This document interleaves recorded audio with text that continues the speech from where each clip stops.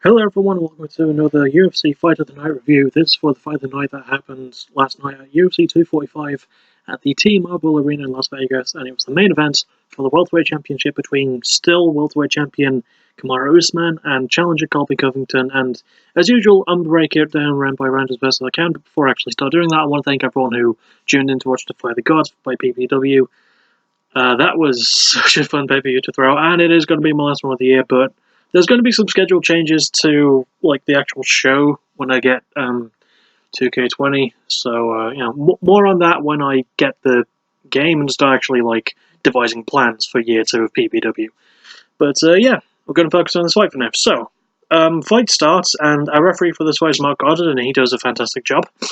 One thing I do like is, usually at the start of a fight, especially when it's the main event, they ask, "Oh, do you want to touch gloves?" And they don't, because Colby Covington is an asshole who knows he's an asshole. He's typically the villain. And Usman, he's a nice dude. I don't think he would want to touch gloves with someone who's been kind of an asshole to him. So, that makes sense. But yeah, round one, it doesn't waste any time at all. It was absolutely really well paced.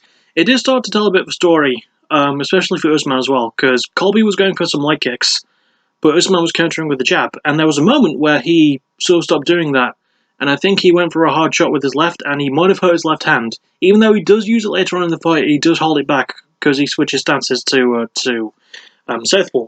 Also, sorry for messing with my hair so much. But Covington was he was coming in, he was laying some big shots, and one thing that surprised me is the fact that there were no takedown attempts at all in this fight. There were no takedowns, despite the fact that both guys are really good wrestlers. They kept it standing throughout the entire fight, and it was really, really good. But yeah, just a supplemental fact I thought I'd throw in there for you for free. So, so round one is quite back and forth. Colby's landing good shots, but Usman is looking for the bigger power ones, whereas Colby's landing with more volume. And it is kind of difficult to really tell who comes away with round one, especially since Usman, he has a bit of damage to his nose and sort of under his right eye.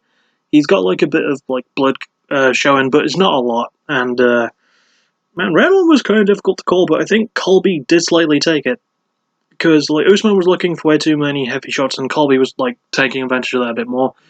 He was getting hit with big stuff himself, but he landed more, I think, and I think that's usually what the judges focus on.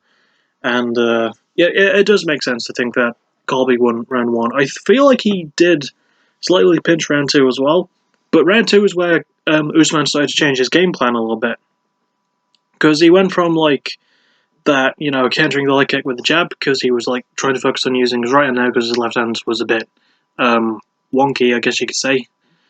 I don't really know how to phrase that, to be honest. But yeah, he started changing things around, started landing more body shots, especially front right teep kicks to the body, and this started to really affect Colby. Not until round 3, but it was quite a big talking point in round 2. And it was definitely the biggest strike that Usman had in rounds 2 and 3. But 2 was when he started breaking it out, and I feel like Colby did start feeling it after a little while. Colby did still land some good strikes. He landed a really good uppercut, but Usman was able to counter that with a good clinch and landed a really good elbow inside the clinch, one of those side slippy elbows that always look really cool. So yeah, Colby was hit pretty hard with that, and round 2 was a lot harder to call, but I feel like Colby did slightly pull away with round 2. But after 2 fast-paced rounds, we get to round 3, and it is a bit slower. Usman is really the only one who appears to land anything, mostly because of his body kicks. And I think that's the reason why he was able to land a lot, because his body kicks were keeping Colby at a distance, and he did land some big shots to the face as well. And that's going to be important when we talk. That's going to be important in a little bit, not right now, in a tiny bit, just a few moments. But yeah, Usman was definitely landing at a slightly bigger clip. Round 3 was not super exciting, but Usman was landing a lot more body shots, and he was switching to his orthodox stance a bit more and landing some more right hands. This is where that thing comes in important now, because between rounds 2 and 3, actually no, I did forget to mention in round 2, there was a sort of unintentional weird groin strike thing, and I think in round 3 or 4, Usman was poked in the eye. The poke in the eye was more incidental. The groin shot was because Colby went for a body kick that hit Usman's belt line, and the belt line is sort of connected to the cup, and I think it moved it up, but it wasn't an on-purpose groin shot, so I feel like Colby is an innocent man in that case. But yeah, round 3 was definitely Usman landing the big front kick a bit more, and there was a moment where he landed a really big shot, where after Colby sat down with his coaches, he said his jaw might have been broken, and Usman didn't know that he'd broken it. And even though he didn't know he'd broken it, he did land more shots to the face. And this is the point where I realised that Colby Covington is a tough, tough bastard. Having a broken jaw in a fight, well, maybe a broken jaw. I think it is, because looking at the thing, yeah, there was a lot of blood coming out of it, and it did look a bit loose. I mean, it's very hard to say it's not broken when it sort of looked like, a bit like that. But, yeah, really, really good toughness from Colby, and Usman landing a lot more shots. Still landing some good body shots, especially body punches. He landed more body punches round 4. And Colby did start, still standing with him, obviously. And, he was getting off some good hits of his own. But Usman did pull away more with round 4, more than he did with round 3. I give rounds 1 and 2 to Colby, personally, and rounds 3 and 4 to Usman. But it didn't really matter by round 5. Because I feel like by that point, Usman he started to get a feel for his rhythm, especially in round 3. He started landing more body shots, he started pressuring more, landing more shots to the face and stuff. And eventually, one of those shots to the face, which was a really lovely looking right hand, got through and knocked Colby down. And Usman did chase him. This was a minute 40 left in the fight. It was fairly okay up until that point. Usman landed a really good head kick, but not a lot happened up until that next punch.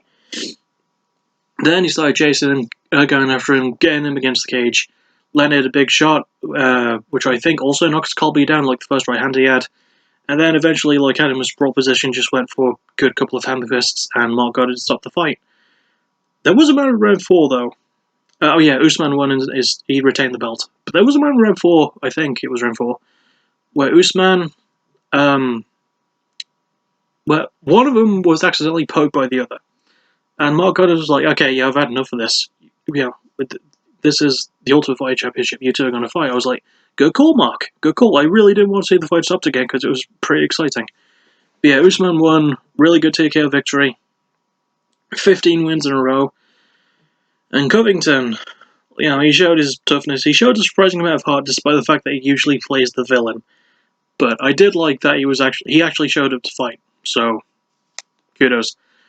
All in all, I feel like this could be in my top 10 list of the year, maybe. I really, really liked it. I thought it was an exciting fight. It was really good. Colby showed really great heart and really, really good striking skills, and Usman was fantastic as well. I did fully expect him to go for a takedown, though. More than Colby. And usually that's a bit of a deal breaker for me. When I don't see a really good mix of striking and grappling, I do start to get a bit, I mean, the only real grappling was some clinches from Usman, which were more defensive to try and keep Colby away after he landed big hits. But to be honest, this was a really good stand-up war. Round 3 was a bit of a dip. There was moments in round 5 that was sort of okay. Overall, the fight was pretty good. I liked it, so, yeah. Good fight, good stuff. And well done to both men. Well done to Usman for retaining his belt. I hope he continues to hold it for a little bit, because that was good. Anyway, let's see, what's next? Probably the next Fight of the Night review, most likely. If I can remember to do a vocal cover, I will. I probably won't, maybe, I don't know. And, yeah, just keep doing the same usual stuff until the year ends. I'll continue Music of the Month, and I'll do best albums of the, best honorable mention, 10 honorable mentions for albums in 2019, then the 20 best albums. First, 20 to 11, then 10 to 1. So, gonna be busy still, even though it's, excuse me, even though it is the season to be working, and Sleepy Ginger Cat right next to me. I'll see you all for the next video. As always, well, which is most likely going to be a Fight of the Night review, if I'm being honest. Probably. As always, thank you for watching, you're awesome, bye bye, and if I don't see you before then, have a good Christmas.